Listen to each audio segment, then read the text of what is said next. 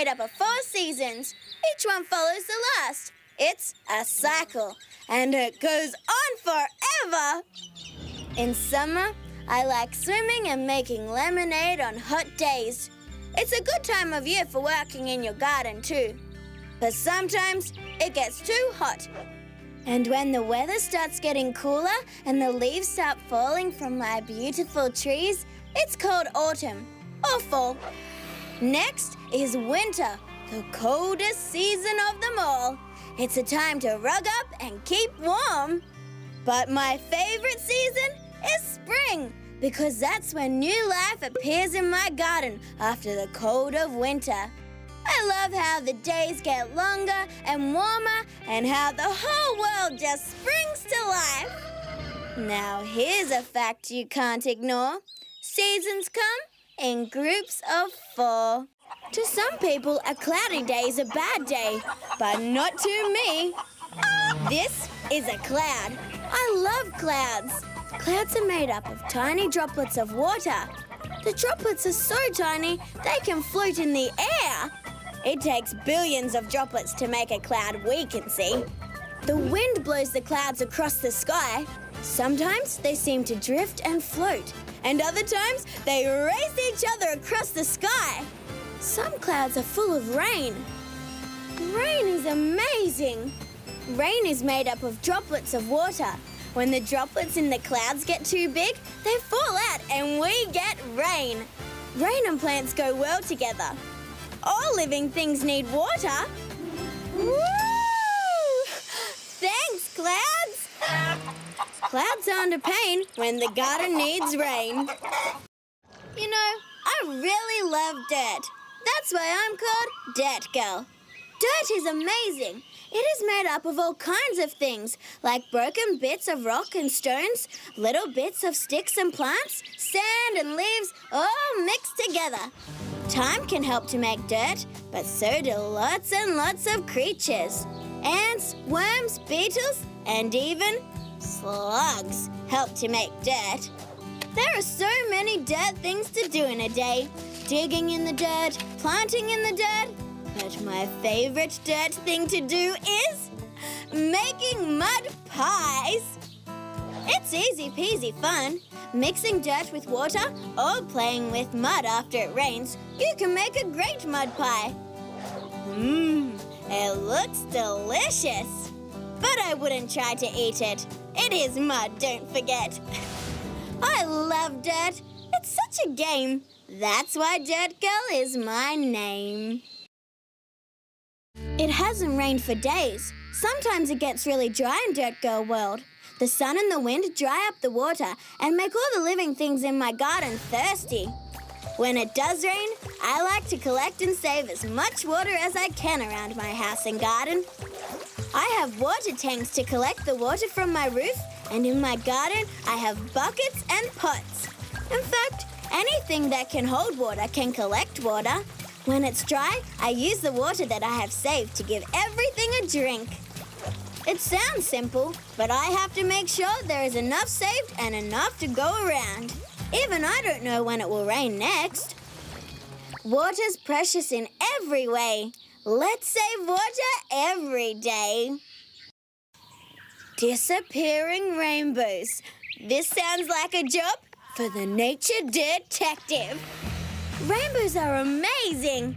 You never really know just when a rainbow is going to appear. But there are a few things about rainbows that we can be sure of. Rainbows appear around water and light. They happen when sun shines through water.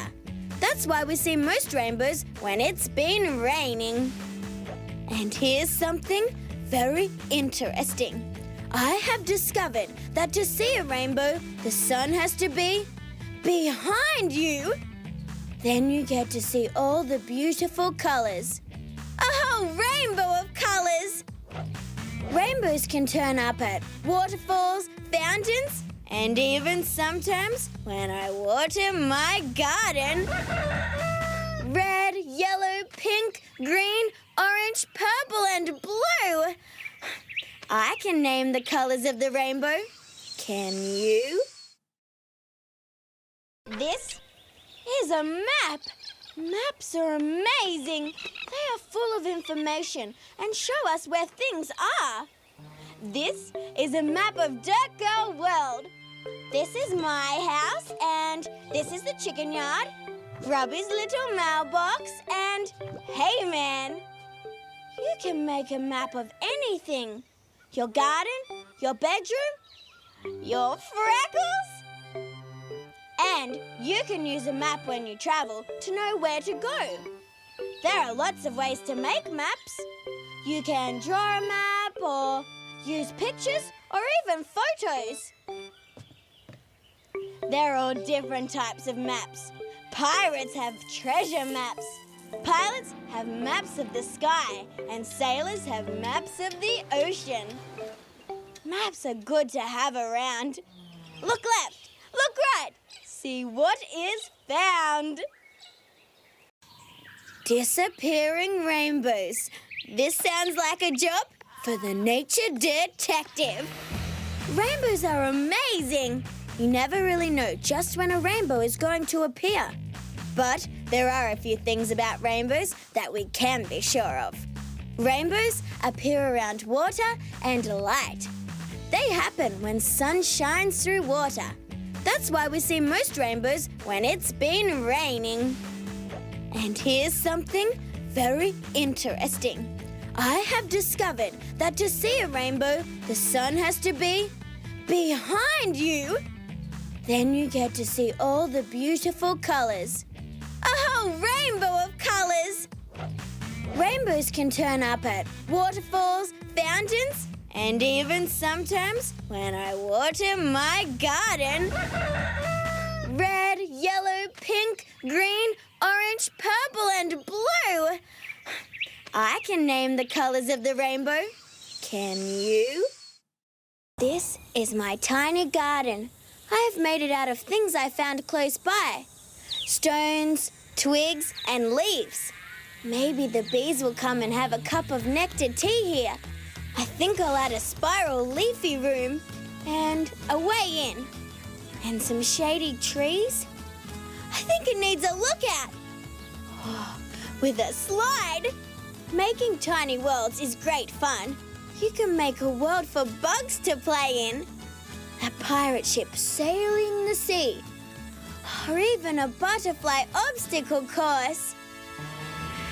Make a tiny place to play where bugs can play all day.